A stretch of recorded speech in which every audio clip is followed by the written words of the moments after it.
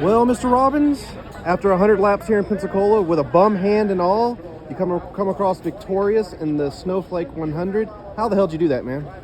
Well, we definitely had the best car, or one of the best cars, the 15 car. He was really good, and it felt like we knew that from the first laps in practice. We were both top of the board every practice, and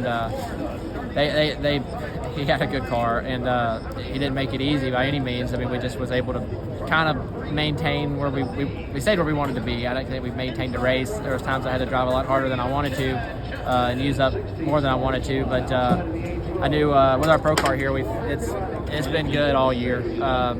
So we lost one race in it, finished second, and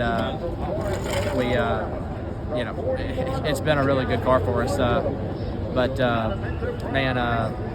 Just really, I guess we crashed this thing a couple months ago with the last race here, and really, I'd say the boys at Hampkey, they got it fixed up and come back and we won the last two races with it. So Mike Hopkins isn't somebody you've raced a lot with compared to the other competitors here at Five Flags Speedway.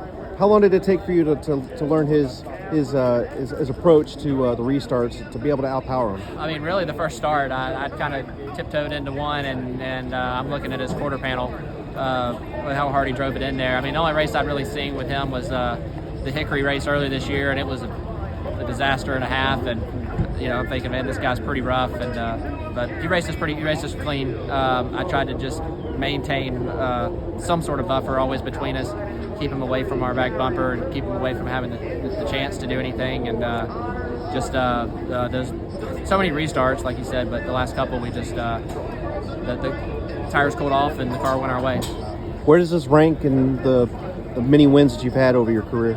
Well, I mean, we won this race. It was 18 years ago, and we've ran it numerous times since, and never really been, maybe once or twice been close again.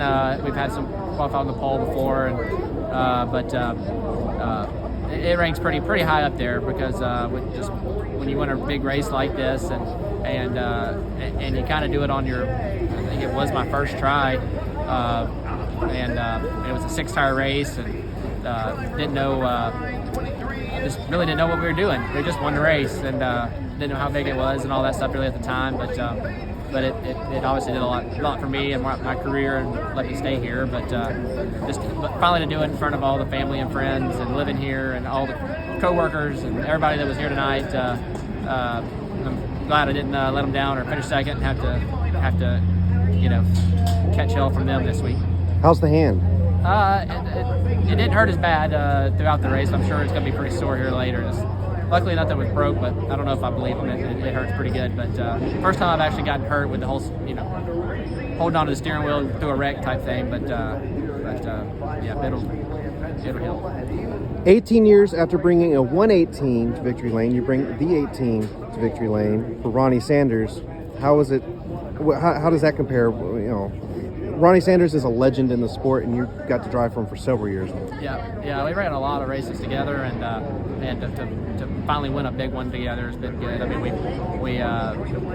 before we were just kind of, I'd managed to win just a couple a year, and then here the last 2 years we've won 5 or 6, whatever races a year, and it just seems like it. I mean, every year it just gets tougher and tougher, and obviously the more races you run, the more chances you have to win. But we didn't really run a whole lot of races this year, and still had pretty good success. Hunter Robbins, winner of the Snowflake 100 here at Five Flags Speedway.